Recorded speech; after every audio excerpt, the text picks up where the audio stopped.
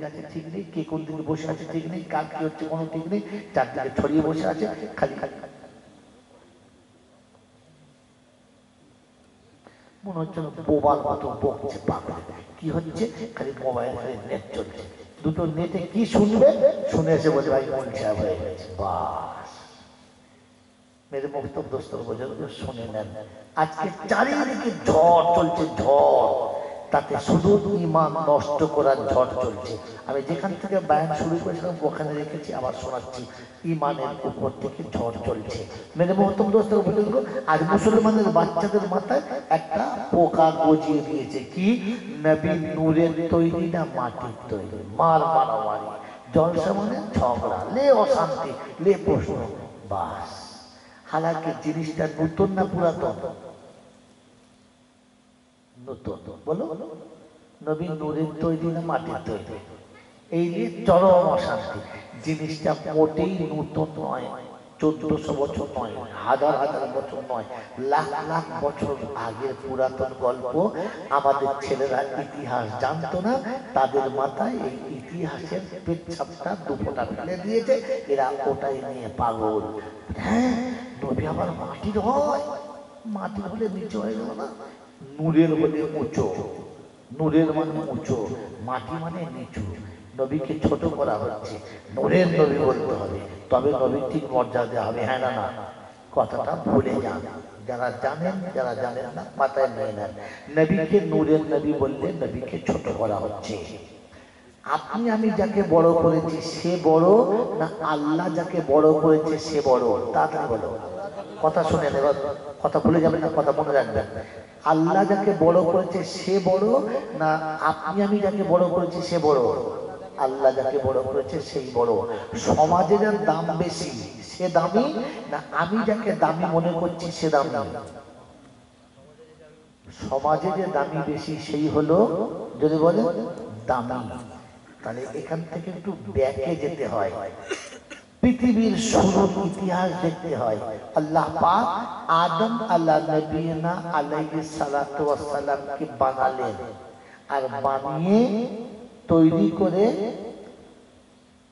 সমস্ত ফেরেশতাদের বললেন, ইবলিসকে বললেন সিজদা করো।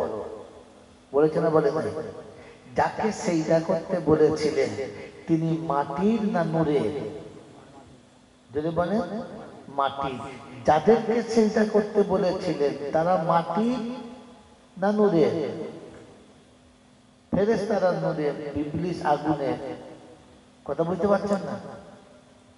তো নূরের তৈরি ফেরেশতাদেরকে সিজদা করতে বললেন মাটিকে। আল্লাহ মাটির সম্মান বাড়িয়েছেন, আপনি যদি ছোট করেন তাহলে আল্লাহর হুকুমের অবমাননা হলো? হ্যাঁ না? না হলো। এই যুক্তিটা কার? যে মাটি সম্মানের বস্তু নয়, যুক্তিটা কার? ইবলিসের। সবাই সিজদা করলো, ইবলিস বলল না আমার দ্বারাই হবে না। কেন? কেন? খালাকতাহু মিন নারিন ওয়া খালাকতাহু মিন তিন।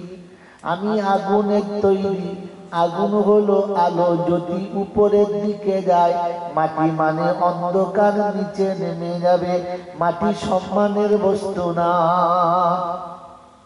আল্লাহ শোনাচ্ছে মাটি সম্মানের বস্তু, আমি মাটিকে সম্মানিত করেছি, আলোকে না, নূরকে না। কথা বুঝেছেন বাবাজি? এই যুক্তিকে দিয়েছে ইবলিস, এই যুক্তিকে দিয়েছে, যদি বলেন, ইবলিস। ইবলিস এই যুক্তি দিয়ে কি লাভ করেছে? সারা জীবনের ইবাদত নষ্ট হয়ে গেছে। সারা জীবনের ইবাদত, যদি বলেন, নষ্ট হয়ে গেছে। জান্নাত থেকে তাড়িয়ে দিয়েছে। কটা গেল? দুটো। সারা পৃথিবীতে ইবলিসের রাজত্ব ছিল, রাজত্ব চলে গেছে। কটা হলো? তিনটে। চতুর্থ নম্বর হলো তাকে আল্লাহর দরবার থেকে তাড়ানো হলো, রহমত থেকে বঞ্চিত হলো। কটা হলো?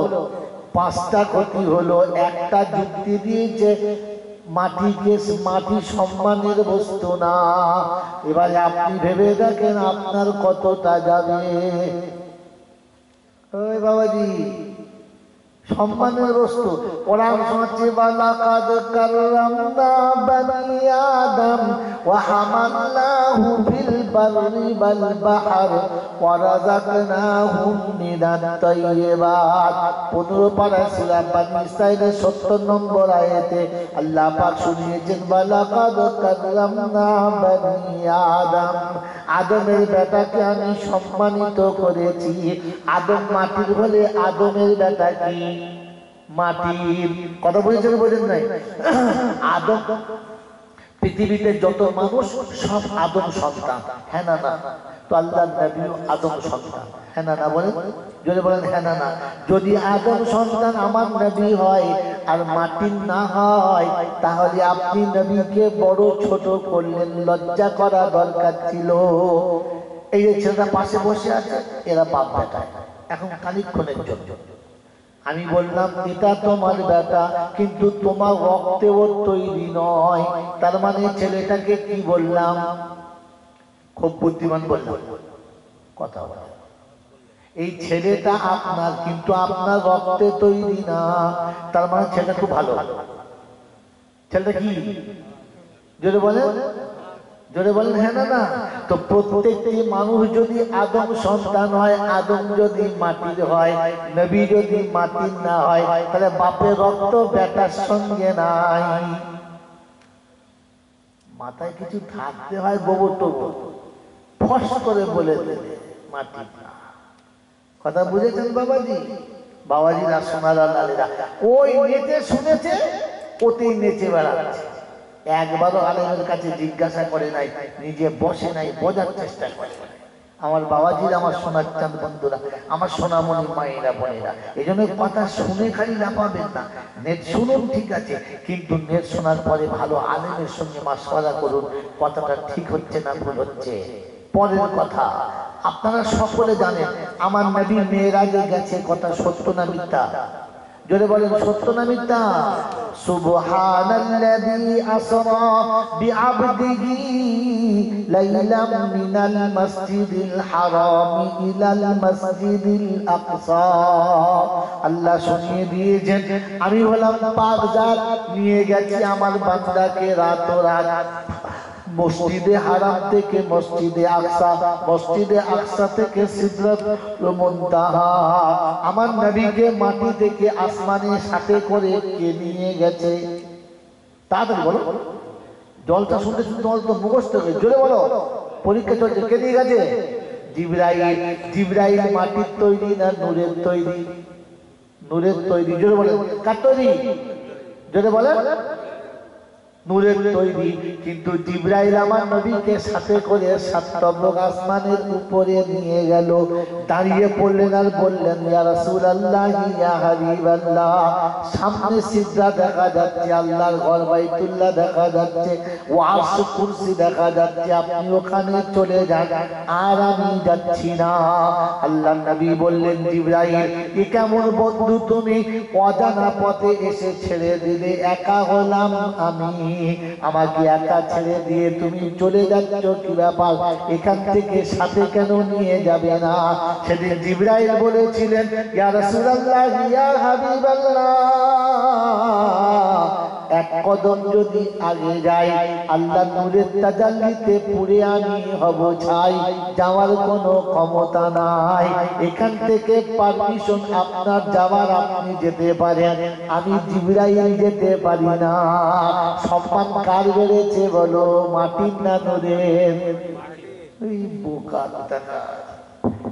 বাংলা বোঝে না, জলসা করছেন, লোকে সব মনস করছে। কথা বুঝেছেন না বোঝেন নাই? তাই কবি লিখেছে, মোর নবীজি একা গেলেন যেথায়, জিবরাইলের সাধ্য নাই, হবে না কারো দ্বারাই। মোর নবীজি যে মজেজা দেখিয়ে গেলেন এই ধরায়, তা হবে না কারো দ্বারাই। আল্লাহ নবী জমে গেলেন আল্লাহর সঙ্গে দিদার হলো, সাক্ষাৎ হলো, চলে গেলেন। জিবরাইল আগে যেতে পারে না। আল্লাহ শোনাচ্ছে আমি মাটির তৈরি আদমকে সম্মানিত করেছি। ওরে বোকা, এই ভুলটা জীবনে যেন করিস না। এইখানে কিছু আদমওয়ালারা ভোটকে দিয়েছে মুসলমানের ছানা, বললে সেজদা করা চলে, কবরে গিয়ে সেজদা করবি অসুবিধা হবে না, পীরের পায়ে সেজদা করলে অসুবিধা হবে না। বলে আদমকে যখন সেজদা করা চলে, আমাদের কেন সেজদা না করতে বলে? এরা আসলে মৌলানা মৌলানা কিচ্ছু বোঝে না। আদমকে আল্লাহ সেজদা করতে বলেছে, কথা বোঝেন নাই? ওরে বোকা কোথাকার, শুধু মৌলবি হলে হবে না, একটু ভালো করে চিন্তা ভাবনা না করলে পাতা ফুটো হয়ে যাবে, টিকবে না। আদম থেকে ঈসা পর্যন্ত সব নবীর জামানাতে জায়েজ ছিল, আমার নবীর জামানাতে জায়েজ করা হলো না। কারণ সেজদার মধ্যে দুটো ভাগ আছে, শুনে নাও। একটা হলো ইবাদতের সেজদা, একটা হলো সম্মানের সেজদা। কথা মনে রাখবেন, আমি দুটোই ভেঙে দিচ্ছি, না ভাঙলে আপনি উল্টো ভেঙে ফেলবেন। একটা সম্মানের সেজদা, একটা ইবাদতের সেজদা। ইবাদতের সেজদা হলো যাকে সেজদা করি তাকে সব কিছুর উপরে মালিক মনে করি। আমি যাকে সেজদা করছি তিনি আমার দাতা। এবার এখান থেকে শুনে নেন যারা মেরেছে মাথা, বলছে তিনি আমার দাতা। আমার বইয়ের ছেলে না হলে দিতে পারে কে? দাতা। এদের কবরে ঢুকেছে মাতা। কথা বোঝেন নাই? যে জানে আমার ব্যবসা আটকে গেলে, দোকান বন্ধ হলে আবার খদ্দের আনতে পারে কে? বললে দাতা। এরা পাথরে মেরেছে মাথা, খাসি খেয়েছে মাথা, নিজের ফাটিয়েছে মাথা। বলে হ্যাঁ দাতা বাবা মারি। সুতো এনে দোকানে বেঁধে দিয়েছে, সুতো এনে বইয়ের হাতে বেঁধে দিয়েছে। বললে কি ব্যাপার? বলে এই সুতো বেঁধে দিলে জীবনে মুসিবত আর হবে না।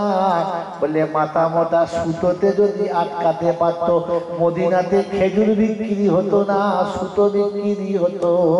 হ্যাঁ না বলে? যদি মাজারে সুতোতে ভূত প্রেত আটকে যেত, হাজিরা খেজুর না এনে মদিনা থেকে সুতো আনতো, বইয়ের গলাতে মোটা করে বেঁধে দিয়ে বলতো আজরাইল তো কে নেবে না, কারণ এ সুতো ছিঁড়বেও না, আজরাইল নেবেও না। বললে কেন? বলে সম্মানের সেজদা চলে।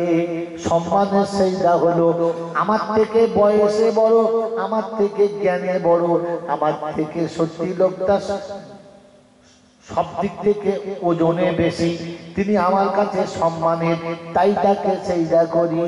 তাকে আমার ভালো মন্দের মালিক মনে করি না।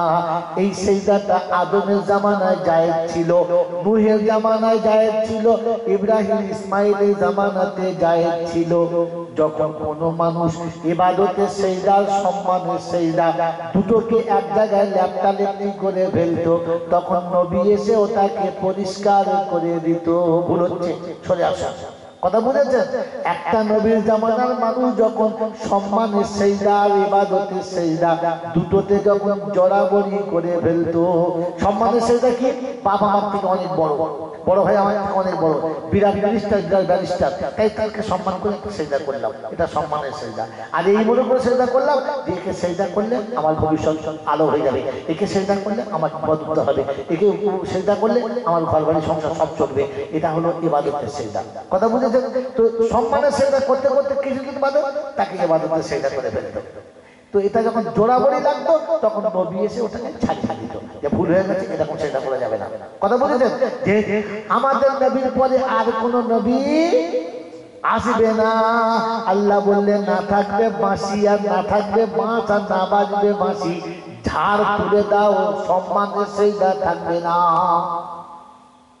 সম্মানের সেজদাটাকে তুলে দেওয়া হলো। কেন? যে আর নবী আসবে না, ঝামেলা মিটবে না, কত তুলে দাও। যদি বলে দলিল কোথায় পেলেন? তা আমার নবী যেটা বলেছে সত্য না মিথ্যা? জোরে বলে নবী যেটা বলতে ঠিক না ভুল? নবী বলেছেন আমার শরীয়তে যদি সম্মানের সেজদা করা জায়েজ হতো আমি নারীদেরকে বলতাম স্বামীদেরকে সেজদা করে নিত। অতএব সম্মানের সেজদা করা জায়েজ না, তাই কেউ কাউকে সম্মানের সেজদা করতে পাবে না। কথা বুঝে এসছে বাবাজি? অতএব ওই জামানায় ছিল, এই জামানায় চলবে না। এরা মাঝে মাঝে কানে কানে মুরিদদেরকে বলছে বুঝে না গো, কাঁচা বলো না, মানে পথের ব্যাপার বলে দিচ্ছি, শোনো চলবে। আমি বলছি যদি তাই মুরিদদের বুঝাও, এটা বুঝাও আদমের শরীয়তে যা ছিল এখন সেটাই চলবে, হ্যাঁ না না?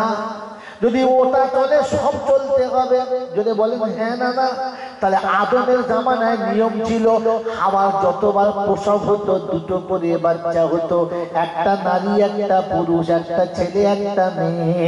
যখনই প্রসব হতো দুটো করে জোড়া জোড়া হতো। আল্লাহ পাক রব্বুল আলামিন বললেন এই জোড়ের মেয়েটাকে ওই জোড়ের ছেলের সঙ্গে বিয়ে দেবে, ওই জোড়ের ছেলেটা এই জোড়ের মেয়ের সঙ্গে বিয়ে দেবে, একই জোড়ে বিয়ে দেবে না। কথা বলতে চললাম যা ছিল চলতো।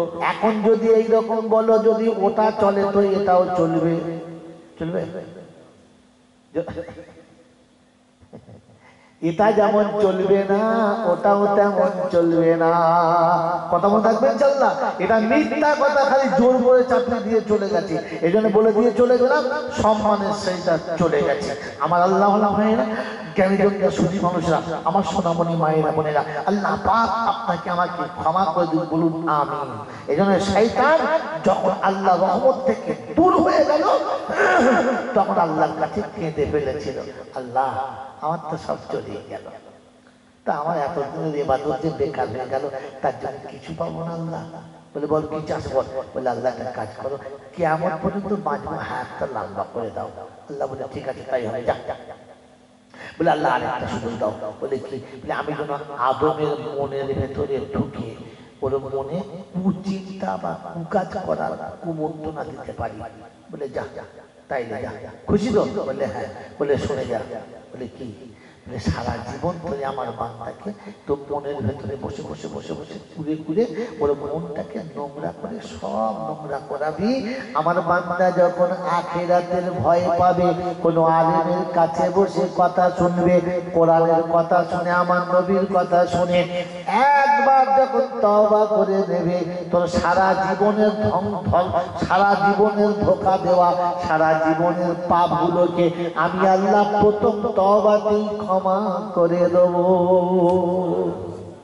এই জন্য শয়তান বলে আমি মানুষকে ধোঁকা দিয়ে দিয়ে তার পাপের কাজ করিয়ে মাজা ভেঙে দিই, সে আর ভালো কাজ করতেই পারে না, ভালো কাজ তার আর ভালোই লাগে না।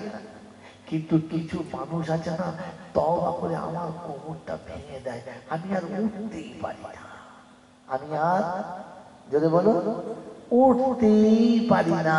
তো শয়তানের কোমর ভাঙার ওষুধ কি?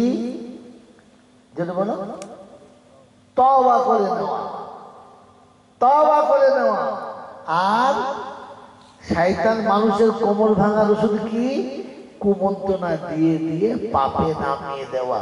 তো কি বলে, পাপের রাস্তায় নেমে থাকবো না তওবা করে কোমরটা ভাঙবো? যদি বলে কিন্তু ইমানদার না হলে তওবার কোনো দাম নাই।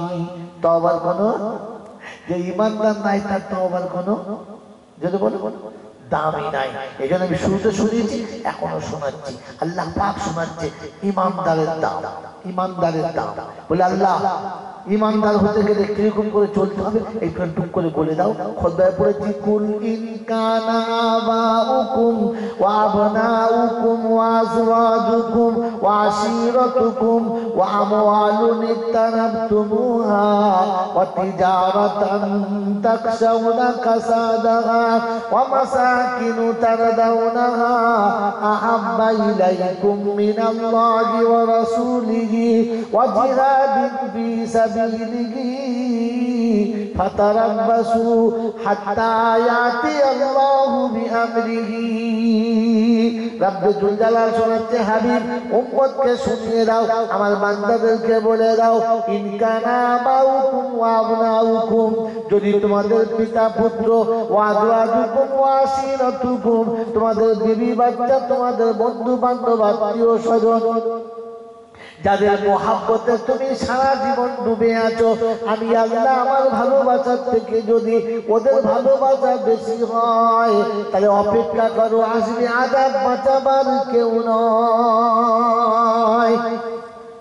কি গো বাবাজি আমার কাছে বিবির দাম বেশি না আমার খোদার দাম বেশি তাড়াতাড়ি বলো বিবি যা যা বলেছে সব শুনেছি আল্লাহ যা যা বলেছে তা শুনলাম না তাহলে কাকে ভালোবাসি এবারে বুঝে বলো আমায় বলতে হবে না বিবি নবী শুনিয়েছে আমার নবীর কথা মতো চলো বিবি শুনিয়েছে আমার কথা মতো চলো আমি যেমন বলছি তেমন চলো আমার কথার বাইরে তুমি যাবে না তাই বিবির কথার বাইরে জীবনে গেলাম না আল্লাহ যা বলেছে বললে পরে দেখবো বুড়ো হলে দেখবো এখন ওটা পারা যাবে না বোঝা যাচ্ছে আমার কাছে বিবির মোহাব্বতের দাম বেশি যে বিবি কাল ছিল না আগামীতে থাকবে না আল্লাহ শোনাচ্ছে আমি সাথে ছিলাম সাথে থাকবো আমি কোনোদিন ছাড়বো না এত ভালোবাসা পেয়েও যদি ভুলে যাও তাই তো কোরআন শুনেছি আইয়ুহান নাস মা গাররাকা বিরাব্বিকাল কারীম এমন দয়ালু করিম রবকে কি করে ভুলে গেলে না চাইতে তোমার গায়ে রং দিয়েছে না চাইতে সুন্দর নাকা সুন্দর দুটো চোখ দিয়েছে নাকটা যদি সুন্দর না হতো চোখটা যদি ভালো না হতো তোমার মনের মানুষ তোমার সঙ্গে প্রেমের কথা বলতো না তোমার পকেটে যদি পয়সা না থাকতো শরীরটা যদি সুঠাম না হতো বিয়ে করা বউ কিন্তু সংসার করতে চাইতো না বাড়িতে গিয়ে বলতো দাদি আমি ওর ভাত খাবো না কারণ শুলের দিকে রাত কাটে ও নিজেই বলতে পারে না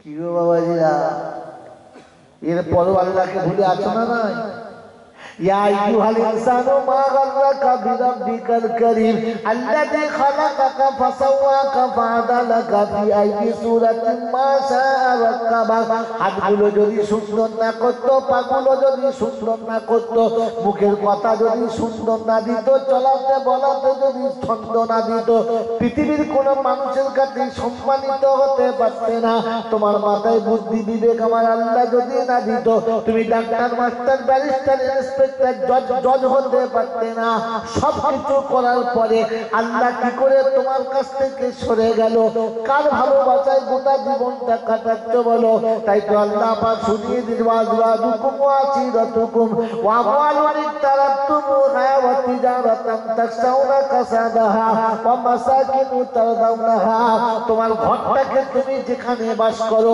ওটা সুন্দর করে সাজাতে পারলে তোমার দোকানটাকে তুমি সুন্দর করে সাজালে তোমার অর্জিত সম্পদকে তুমি সংরক্ষিত করে রাখলে ঈমানের ব্যাপারে কেন খেয়াল করলে না আমি আল্লাহ আমার কথা একবারও মনে পড়ে না আমার ঘরের কাছে তোমার আসার সময় হয় না আমার ঘরটা সাজানোর জন্য তোমার মনের ইচ্ছা জাগে না কি জি পায়খানা ঘরের ভেতরে মশা লাগছে তাই সেখানে সুন্দর সুন্দর কেমিক্যাল ব্যবহার করতে পেরেছো বহু রকমের রাস্তা করে দিয়েছো ঘরের ভিতরে থাকার ব্যবস্থাটা সুন্দর করেছো আল্লাহর ঘরের জন্য চাঁদা চাইতে হয় তাতেও আবার দিতে ইচ্ছা গেলে দেবে না গেলে না দেবে মুসলমানের ছেলে মসজিদে পয়সা দিতে বললেন আর কত দেবো সব চারদিক থেকে জান জ্বলিয়ে দিচ্ছি হ্যাঁ না না ছেলে চাইলে দোষ নাই শালি চাইলে দোষ নাই বন্ধু চাইলে দোষ নাই বান্ধবী চাইলে দোষ নাই বিবি নিলে দোষ নাই আল্লাহ নিলে দোষ আল্লাহ দিলে কথা বলে হ্যাঁ মান ধরা পড়ে গেছে এই জন্য শুনিয়ে দিয়ে যে আমওয়ালুন তারাতুমুহা ওয়া তিজারাতান তাখশাউনা কাসাদাহা ওয়া মাসাকিনু তারদাউনাহা আহাব্বা ইলাইকুম মিনাল্লাহি ওয়া রাসূলিহি ওয়া জিহাদিন ফি সাবিলিহি আল্লাহ রাস্তায় বার হওয়া যদি তোমার কাছে কষ্টের হয় আল্লাহর জন্য তোমার জানমাল খরচা করা যদি তোমার কাছে বাধা হয় ফাতারাব্বাসু হাত্তা ইয়াতি আল্লাহু বিআমরিহি অপেক্ষা করো তোমার বাসস্থানে বসে বসে এমন এখন আল্লাহর গজব নামবে, নীরবে আসবে, কাউকে বলে আসবে না, বুঝতে পারবে না কখন কোন দিক থেকে নেমেছে। পকেটে কাল পয়সা ছিল, আজকে নাই। কাল যারা বন্ধু ছিল, আজ তারা নাই।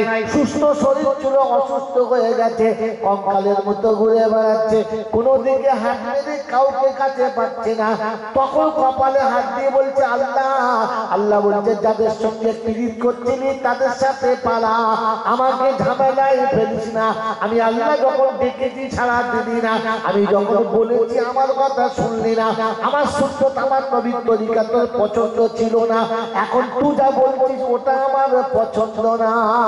তাই কবি লিখেছে কি বাবা তूने मोहम्मद से तो हम तेरे हैं, की वफा तूने मोहम्मद से तो हम तेरे हैं, ये दुनिया क्या चीज है, लौह कलम तेरे हैं।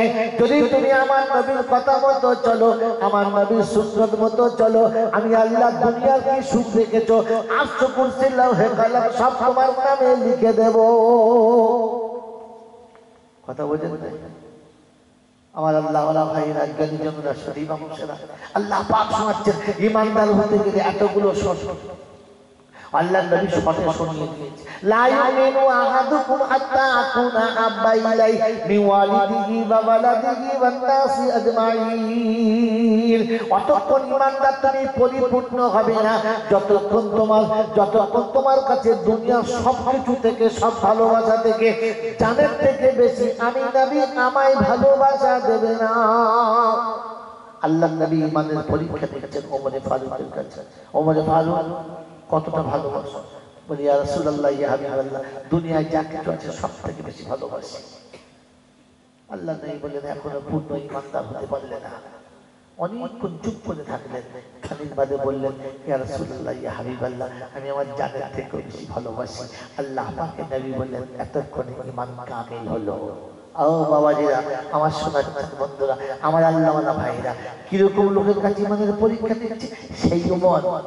আল্লাহ পাক যার জন্য বলেছে ওমর যেটা জমিনে চায় আসমানে সেটা আল্লাহ ফয়সালা দেয়।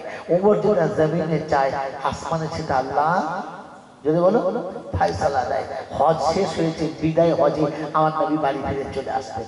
আমার নবী বিদায় হজে চলে আসবেন, একেবারে শেষ সময়তে শেষ তোয়াফ করে, বিদায় তোয়াফ করে চলে আসবেন। আল্লাহ নবী তোয়াফ সেরেছেন। ওমরে ফারুক বললেন আমি মাকামে ইব্রাহিমের কাছে 2 রাকাত নামাজ পড়বো, আমার খুব মন যাচ্ছে যাওয়ার সময় 2 রাকাত নামাজ পড়বো। আল্লাহ নবী বললেন ওমর এইখানে নামাজ পড়ার অনুমতি নাই, এইখানে নামাজ পড়ার অনুমতি নাই। বললেন ঠিক আছে থাকা না থাক, আমি 2 রাকাত পড়ছি, আমার মন যাচ্ছে আমি পড়বো। আল্লাহ নবী বলছেন না, আল্লাহ নবী বলছেন না, ওমর বলছেন আমি পড়বো, আমার মন গেছে। মুসাল্লা বিছিয়ে দিলেন, নামাজের নিয়ত করছেন। আল্লাহু আকবার। জিবরাইল শোনাচ্ছে আসসালামু আলাইকুম ইয়া রাসূলুল্লাহ। আল্লাহ নবী দেখে ওমর নামাজের নিয়ত করেছে, জিবরাইল এসে গেছে। আসসালামু আলাইকুম ইয়া রাসূলুল্লাহ। আল্লাহর হাবিব وَإِذْ جَعَلْنَا الْبَيْتَ مَثَابَةً لِلنَّاسِ وَأَمْنًا وَاتَّخِذُوا مِن مَّقَامِ إِبْرَاهِيمَ مُصَلًّى। নবী গো শুনে নাও, আজ থেকে কিয়ামত পর্যন্ত যত মানুষ বাইতুল্লাহ এসে তোয়াফ করবে, তোয়াফের পরে এই জায়গাতে 2 রাকাত নামাজ যতক্ষণ পড়বে না জমজমের পানি তার জন্য নসিবে জুটবে না। আগে 2 রাকাত নামাজ, তারপরে জমজমের পানি পান করবে। আল্লাহ পাক শোনাচ্ছেন ওমর জমিনে যেটা চায় আমার আল্লাহ আসমানে ওটাই ফয়সালা দেয়। আমার আল্লাহ আসমানে ওইটা যেটা বলো ফয়সালা দেয়। আল্লাহ নবী সাল্লাল্লাহু তাআলা আলাইহি ওয়াসাল্লাম এইরকম ওমরের জন্য বলেছেন লাউ কানা নবিয়াম বাদি লাকানা ওমর, আমার পরে যদি কেউ নবী হতো ওমর নবী হওয়ার যোগ্যতা রেখেছিল। শুধু নবুয়তের জামানা নেই বলে ওমর নবী হতে পারে নাই। ওমর এশার নামাজ পড়ে বাড়ি ফিরেছে, ওমর এশার নামাজ পড়ে বাড়ি ফিরছে। প্রচন্ড শীতের সময় মানুষ ফাঁকে বেরোতে পারে না, ওই দিক থেকে মাতাল মদ খেয়ে বাড়ি ফিরছে। 1 বোতল মদ সাথে করে নিয়ে আসছে, শুয়ে শুয়ে খাবো। একটা রাস্তা, এই যে আপনাদের জলসা রাস্তা গলি পথ, এগুলো মতে ওই মাথায় ওমর, এই মাথায় মাতাল। যখন দেখেছে ওমর, তখন মাতালে সোজা হয়ে গেছে কোমর। চিন্তা করছে মরণ ফাইনাল। কি মরণ ফাইনাল? এক তো গিলেছি, বোতল হাতে করে ধরে আছি, দেখলি বিপদ। ওমর দেখে ফেললি বিপদ। মদের বোতলটা বগলের ভেতরে চেপে ধরে হ্যাঁ হয়ে যাচ্ছে, আর ভয়ে থরথর করে কাঁপছে, কপাল দিয়ে ঘাম আসছে। জানুয়ারি মাসে ঘাম আসছে, বুঝতে পারছেন তো কাকে বলে ঘাম। যেমনি পাশাপাশি হয়েছে, ওমর জিজ্ঞাসা করছে আসসালামু আলাইকুম। ও তো আগে থেকে ভয় লেগে কাঁপ লেগে আছে। বলছি কি ব্যাপার, জ্বর হয়েছে নাকি? বলছে না, জ্বর ছেড়ে গেছে। জ্বর ছেড়ে গেছে। ওমর চলে গেছে, মদের ওই মাথায় চলে গেছে। মদের বোতল বাল করে রেখে সাদা ধপধপ করছে। ও তখন মনে করছে আমার চোখে ঘুমা হয়ে গেছে, চোখ ধোমা হয়ে গেছে। মদ সাদা কাঁদে এরকম হয়েছে কেন? আমি ভুল দেখছি দেখি। ঢেলে হাতে বাল করে রেখে সাদা, খেয়ে দেখে দুধ। অবাক হয়ে বলছে হাই রে হাই, আনলাম মদের বোতল, দুধ হলো কি করে? গায়ের থেকে আওয়াজ আসছে, ওমরের ভয়ে যদি তুমি মদের বোতল লুকোতে পারো, আমি ওমরের সম্মানের খাতিরে মদের বোতলটাকে দুধে পাল্টে দিতে পারি। সুবহানাল্লাহ। এটা হলো ওমর। এর নাম কি? ওমর। তার ইমানের পরীক্ষা চলছে। আর আমাদের তো ইমানের যে অবস্থা, সে আর বলে কাজ নাই। খুঁজলে জাল ফেলেও পাওয়া যাবে না। কি হ্যাঁ, হাঁটা করেও পাওয়া যাবে না, আমার আছে না নাই। আল্লাহ আমাদেরকে মাফ করুক, বলুন আমিন। এই জন্যে মেরে মুহতম দোস্ত বুজুর্গ, আল্লাহ পাক আপনাকে আমাকে শুনিয়ে দিয়েছে আল্লাহর বান্দা হয়ে জান্নাতে যেতে হবে। জান্নাতে আল্লাহর বান্দা হয়ে যেতে হবে। রাত বেশি হয়ে যাচ্ছিল, 12টা বেজে গেল। কতক্ষণ হবে? কতক্ষণ হবে?